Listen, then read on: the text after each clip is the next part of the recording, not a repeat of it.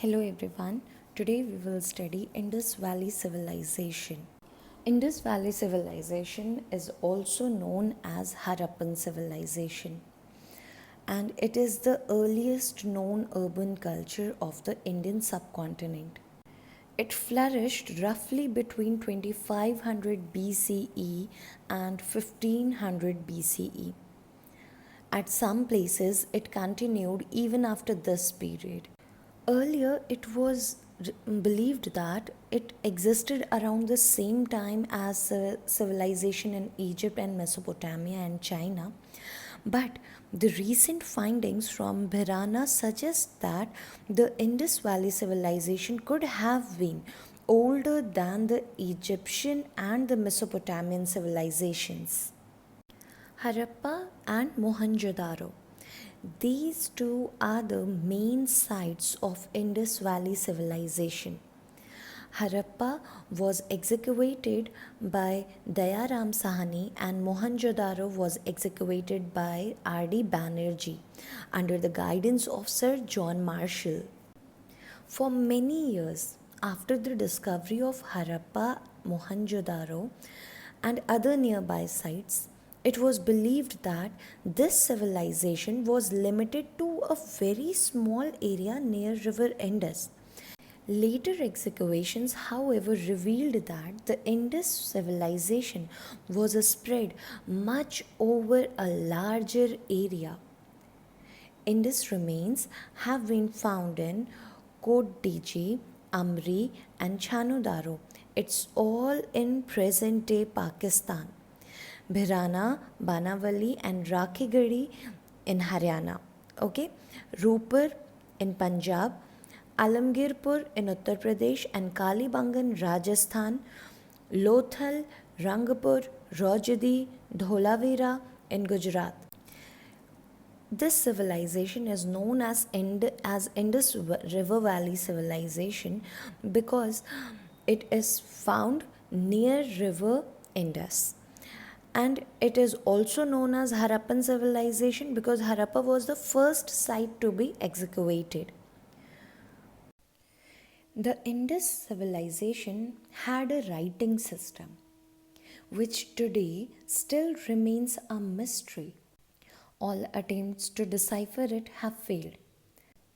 So, whatever information we have about Indus Valley civilization is based on archaeological sources. Indus Valley civilization is known for its well planned cities. It was planned in such a way that main road ran parallel to each other and the smaller streets intersected the main roads at right angle.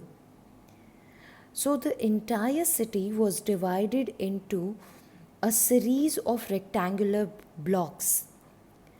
The main roads were wide, 8 to 10 meters, and curved at the corners for heavy carts to turn easily.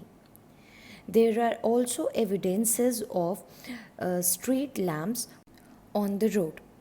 Houses were built on both sides of the street. Baked bricks of good quality were used to construct houses and other buildings. There were also dustbins, which shows a great municipal administration. Most Indus cities were divided into two parts. Left side, you see in this picture is Citadel, and the right side you see the lower town. Citadel was elevated, it was fortified means surrounded by walls, and it was smaller in area. The walls provided protection in times of flood, and it was very important also to provide protection in times of flood because it had very important buildings, like there was public building, religious building, granaries were there. Granary means it is a storehouse for threshed grains, okay? And it also had houses for the ruling class. Then we have lower town. It was at lower height, but it was much bigger in area. And this area had small buildings and houses of the common people. The houses were 1 or 2 stories high and had flat roofs. They were built of baked bricks and had thick, strong walls which were plastered. Most houses had a central courtyard with rooms around it, a bathroom, a kitchen, and a well. The most unique aspect of planning during the Indus Valley civilization was the system of underground drainage, same way like you see today. The bathrooms had sloping floors and drains which were connected to the street drains. The kitchen also had drains connected to the main drains. And this main drain ran along the sides of the streets. And as I told you, they were underground, they were covered with bricks. And the drains had manholes so that they could be cleaned regularly. This suggests that people paid great attention to hygiene and sanitation. Now in front of you is ruins of great granary. As I told you earlier, granaries were located in the Citadel.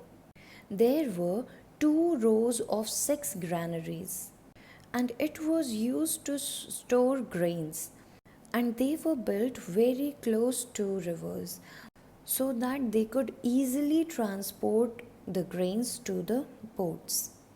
Same structure is also found in Mohenjo-daro to store grains. One more site of the citadel is quite attractive. That is the Great Bath. In front of you is the image of the Great Bath. You can see in your book also on page number 26. This structure is highly impressive. If you see it carefully, you will notice that it is rectangular structure which resembles to a swimming pool, and it is made of baked bricks, and it was made watertight with layers of bitumen or tar. There were stepways to get into the pool. There were also rooms around the great bath, perhaps used for changing clothes. The rooms were built on a brick platform, and the roof of the rooms were made of wood. Another famous building found is the Assembly Hall. It had pillars and thick walls. It is believed that it must be used for discussion of important issues. This is an image of dockyard at Lothal. Dockyard means a yard where ships are built or repaired. This dockyard, you see, it's made up of bricks. Scholars believe that all the import and export from overseas, possibly with Mesopotamia, was done here at Lothal. There is no proof of the cities being ruled by kings, and each city was perhaps run by a committee. Priests and rich merchants were supposed to be members of this committee, and they looked after different tasks such as collection of taxes, maintenance of law and order, regulation of trade, and many other things. And the governance was so strict that whole civilization followed the same pattern. By the same pattern, I mean that the bricks used to build houses were of the same size in every house. They followed same weight and measures. The Indus Valley civilization had three social groups. The first group was of priests and rich merchants, and they were ruling group. And as I told you earlier also, the ruling group lived in Citadel. So priests and merchants lived in Citadel. The second group was of small merchants, artisans, and craftsmen, and they lived in lower town. As I told you, the lower town was for common people. And third group was of laborers and farmers, and they lived in huts outside the Indus cities. People of Indus Valley civilization ate wheat, barley, because these two were the main crops. They were also used to make bread and extracted oil from mustard, and evidences from Lothal suggest that rice was cultivated, and people also ate meat, fish, eggs, milk, fruits, and vegetables. Many evidences prove that people knew to spin and to weave. So, this led historians to conclude that people wore cotton clothes. They also wore woolen clothes. Men wore a garment similar to dhoti. Women wore skirts which were held at waist with a girdle, and shawls formed the upper garment, as you can see in this picture. Both of them are wearing ornaments also.